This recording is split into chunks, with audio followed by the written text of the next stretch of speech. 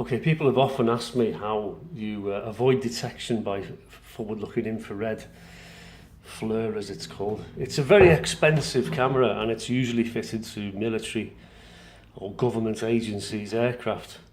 They are in fixed-wing aircraft. I know some fighters have got them and Coast Guard, stuff like that, but mainly you'll find them in helicopters. They're usually used by the army helicopters, police helicopters and search and rescue helicopters.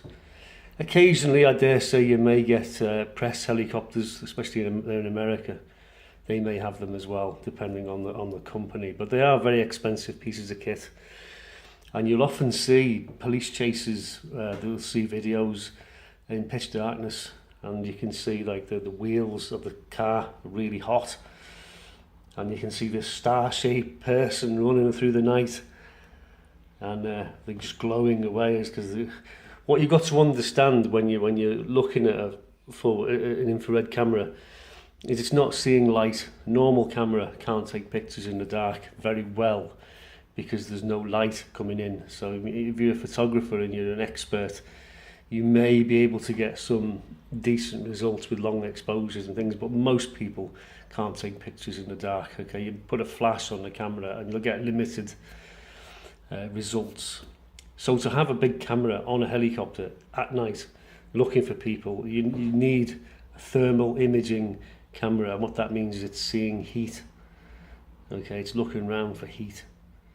So in order to not be seen, you need to have a shield between you and the camera, okay, which is cold, and you can hide behind it.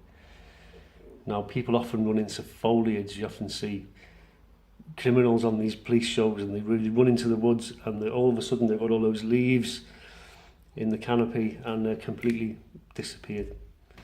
So you've got to send men in there on foot to find them with torches and things like that. They're very good, but people on the ground, they can find people. And it's the same with the army. You know, obviously it's different with the military because they're going to kill you, aren't they, when they find you, whereas a cop's just going to arrest you. So what you need to do is have some sort of portable device that you can hide behind, so you can whip it out, pop it up. I've seen people hiding on a garage roof, while the police have been walking around the garage and they can't find the villains because they're laid on the roof, and the helicopters come along and there's Patrick Starfish on the roof and he's on the garage roof.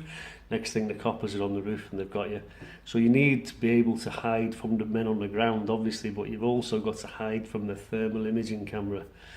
And the easiest way to do it is buy a big umbrella, right? Open it up, cover it with glue, right? And get a load of tin foil from the kitchen, baking foil, whatever, aluminium foil, stick it all over the top, all over it until it's all glued and gone dry. Get it around the edges, then get a black aerosol can and spray it all black.